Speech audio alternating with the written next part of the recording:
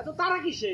পঙ্খিরা যে চলে আইছে, আর তোর জামাই কইছিল তোর খালা শাশুড়ি যেদিন আইব দুনিয়ার বাজার সদাই করে লই আইব, আমার বাড়িতে এক সপ্তাহ বাজার করা লাগবে না, দেহি কি কি আনছে তারপর বিতে লয়ে যাইস।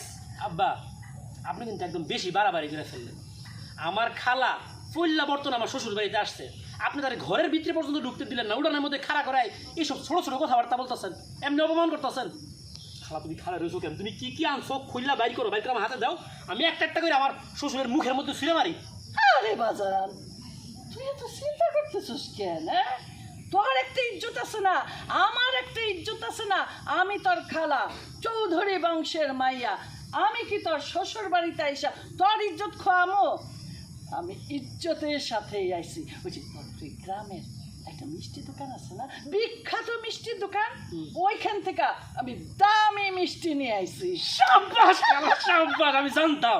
আমি জানতাম আমার খালা জীবনও কোনোদিন শ্বশুর বাড়িতে আমার ছোড়াইতে দেবো না। আমি কইছিলাম না তোমার খালা, তো তুমি মিষ্টির প্যাকেটটা তাড়াতাড়ি বাইর করো, আমি একটা টাকা মিষ্টি দেখাইয়া প্রমাণ করি আমি কত উচ্চ অংশ। তো তাড়াতাড়ি দাও প্যাকেটটা। কই কই এই যে মিষ্টি প্যাকেট করে।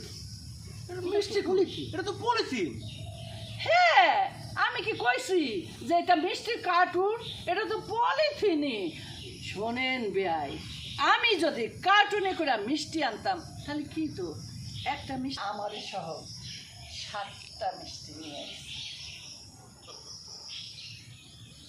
মিষ্টি দিয়ে দেন আমার। ও আচ্ছা আচ্ছা, ও আমি বলবো এখন। আচ্ছা এটা বলে যে হ্যাঁ আচ্ছা, ওকে জানো হ্যাঁ ঠিক। বলি অ্যাকশন। ও বাজান, মিষ্টিগুলা সবাই দিয়ে একটা একটা করে সবাই আমি মিষ্টি মুখ করুন। তোর খালা মিষ্টি আনছে, তো দামি মিষ্টি খাইয়া দেখুন কত ভালো, কত সুস্বাদু।